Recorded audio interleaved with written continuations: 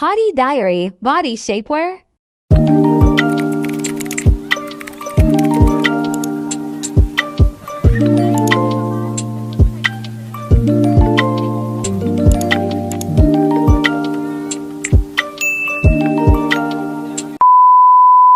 So yun guys, dumating na yung order ko from TikTok shop at galing to sa Hati Diary T8. So marami kasi ako nakikita bumibili nito at ano daw to pampasexy kahit hindi ka mag-exercise. Kasi ito na. Guys, yan. So dalawa na nga kagad yung binili ko kasi sabi naman ng seller na nagla-live is kasya to sa akin. Kaya dalawa na yung kinuha ko. So, ang size na kinuha ko is, extra small. Hindi makita.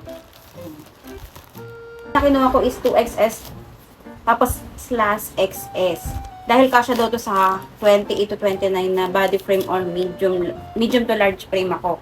Okay, so itatry ko siyang sukatin kung maganda talaga siya. Ganda. So, ito yung size. 2XS, XS. So, yun guys, parang ang liit yata. Hindi ko alam kung kakasya to sa akin. Titikod niya guys. Tapos, pwede naman siyang, meron siyang lock dito. Ayan. Titignan ko kung kasya nga siya sa akin. Tapos guys, ito yung brown. Then, ito yung black.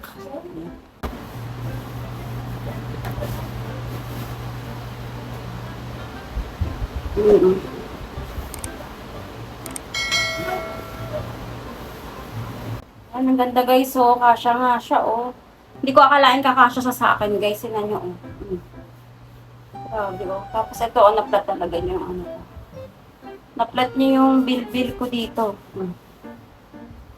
Pati sa likod. Ang suot ko na bra is strapless. So, ang suot kong bra is strapless. Wala siyang strap. So, ganyan siya. Ganda. So, ito nga yung brown, guys. Ayan, Tapos, ganyan siya. May likod na ganyan. So, pwede yan para naman ibaba. Hindi naman na nakikita. Pati yung pads dito sa likod ko, naipit. Ito nyo, guys, pati sa tiyan ko. Tapos itong pantalon ko kaninang masikip. Yan. Kasya na. Ganda. Pati yung sa niya, Kahit malaki yung braso mo, kasya pa rin to sa'yo, Ganda. Grabe.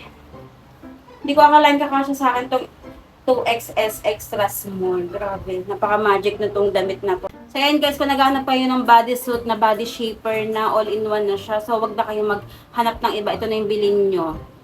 Sulit na sulit yung ibabayad nyo dito dahil sobrang ganda talaga niya, Ang ganda ng tela niya, tapos nakaka-sexy talaga siya. Kapag takin ka na din, yung pinapangarap mong outfit, ayan, masusuot mo na siya. Available yung link dito guys sa Yellow Basket, kaya i-check out nyo na yan.